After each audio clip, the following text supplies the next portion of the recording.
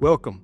Today we're diving into a powerful shift in the medium voltage landscape, one that's reshaping how industries think about energy delivery and system design. For decades, many sectors have operated comfortably within low voltage systems, typically under 1,000 volts, or medium voltage services below 15 kV. Continuous loads at these medium voltage levels have traditionally ranged between 600 and 2,000 amps. But the landscape is evolving.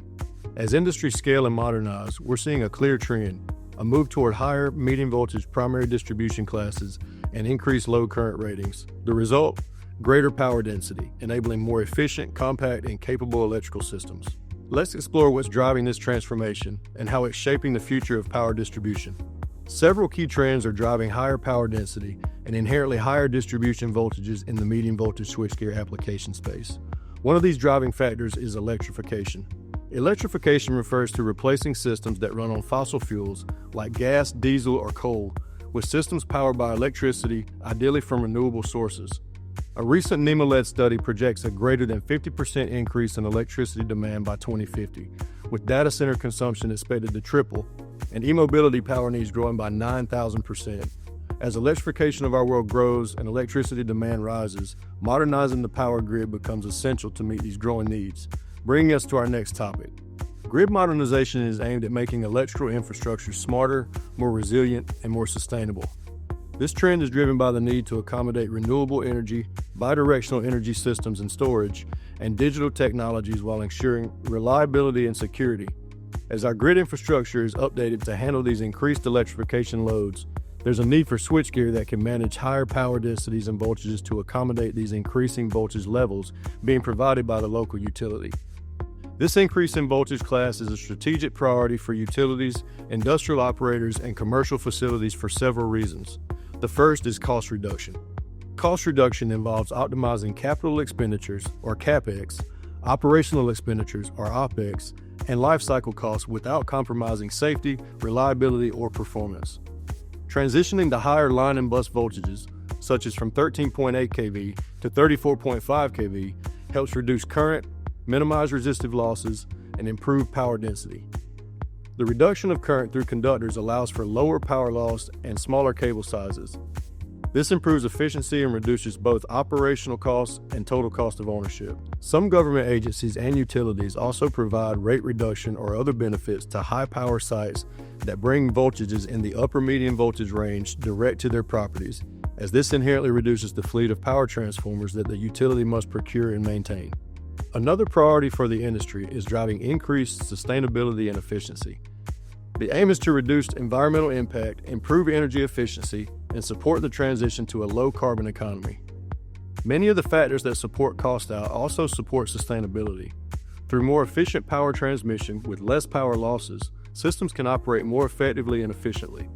Customers are also able to manage and monitor power use through digital relays and communication systems integrated into medium voltage switchgear to optimize energy performance.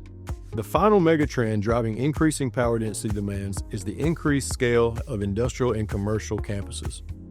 With the United States' efforts to reshore manufacturing and increasing customer demand, many industrial facilities are looking to increase their manufacturing footprint. There's also significant growth in sectors like semiconductors, EVs, and battery production, driving the need for large, high-tech campuses. These large, heavy power-consuming locations are driving systems designers to engineer their power systems around higher power density, medium voltage equipment. So now that we know some of the industry's biggest trends, who does this affect? Some of the major applications requiring higher power density are advanced manufacturing, urban infrastructure and commercial campuses, transportation electrification and upgrades, renewable energy generation and battery storage, legacy power generation facilities, and lastly, data centers, which are emerging as one of the largest contributors to increased power density requirements in the electrical industry. Data centers are essential for cloud storage, cloud computing, supporting AI, and other high-performance computing applications. The increasing use of AI and other high-performance edge applications requires significant computing power, leading to higher power consumption and heat generation in the data center equipment. This necessitates advanced power system solutions utilizing higher voltages to effectively manage demands such as larger servers and more powerful cooling systems. All of these trends and applications collectively contribute to the demand for higher power density and distribution voltages in the medium voltage switchgear market.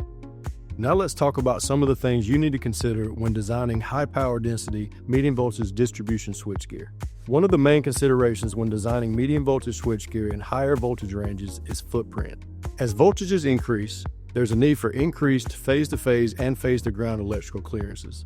At these higher voltages, alternative insulating mediums can allow us to achieve a more compact equipment footprint. Another thing to consider with these higher voltage classes are shifting power systems characteristics.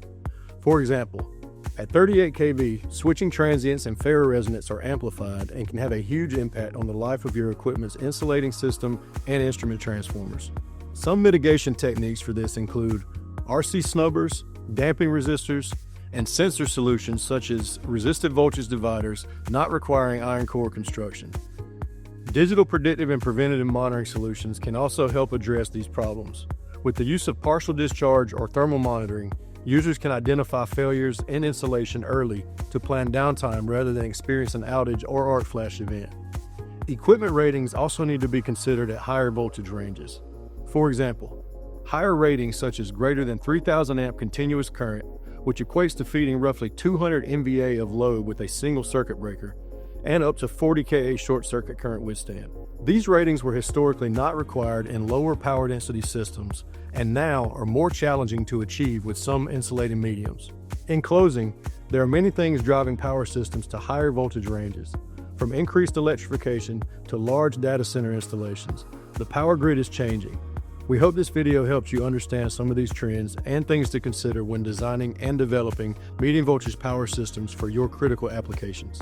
To interact with some of our medium voltage products or to learn more about our capabilities in designing and building medium voltage switchgear for today's modern power density needs, contact us or your local Eaton representative to visit one of our Power Systems Experience Centers today.